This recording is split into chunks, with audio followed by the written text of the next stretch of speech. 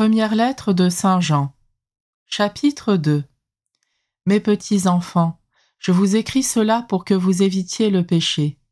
Mais si l'un de nous vient à pécher, nous avons un défenseur devant le Père, Jésus-Christ le juste.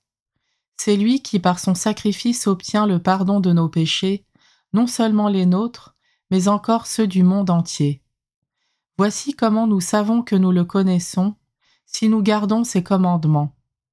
Celui qui dit « je le connais » et qui ne garde pas ses commandements est un menteur, la vérité n'est pas en lui.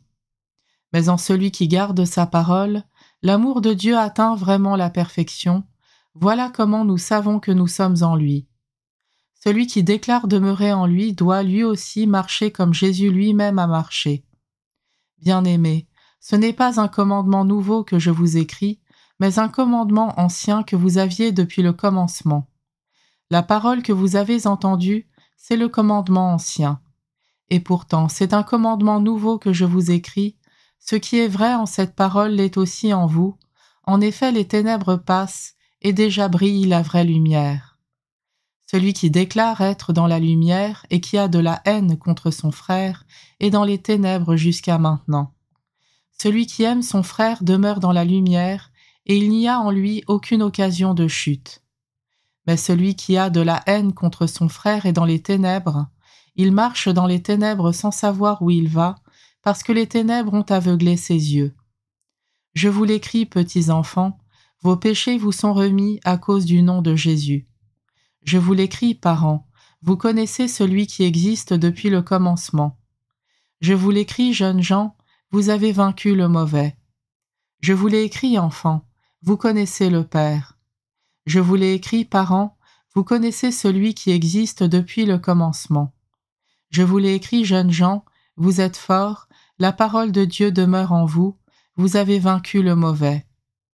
N'aimez pas le monde, ni ce qui est dans le monde. Si quelqu'un aime le monde, l'amour du Père n'est pas en lui. Tout ce qu'il y a dans le monde, la convoitise de la chair, la convoitise des yeux, l'arrogance de la richesse, tout cela ne vient pas du Père mais du monde. Or le monde passe et sa convoitise avec lui, mais celui qui fait la volonté de Dieu demeure pour toujours.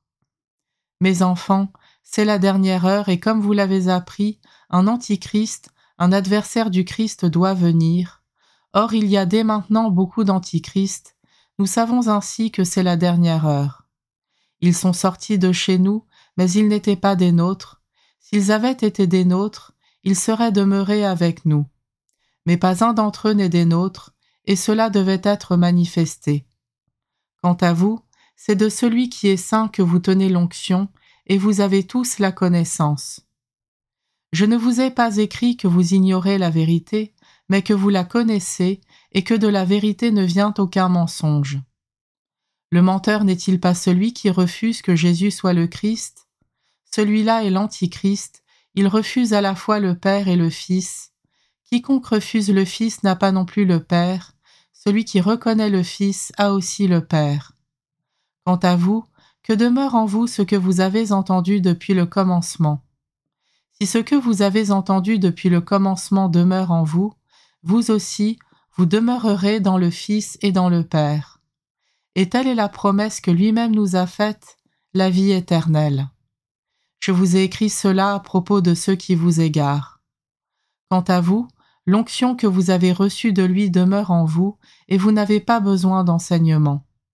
Cette onction vous enseigne toute chose, elle qui est vérité et non pas mensonge, et selon ce qu'elle vous a enseigné, vous demeurez en lui.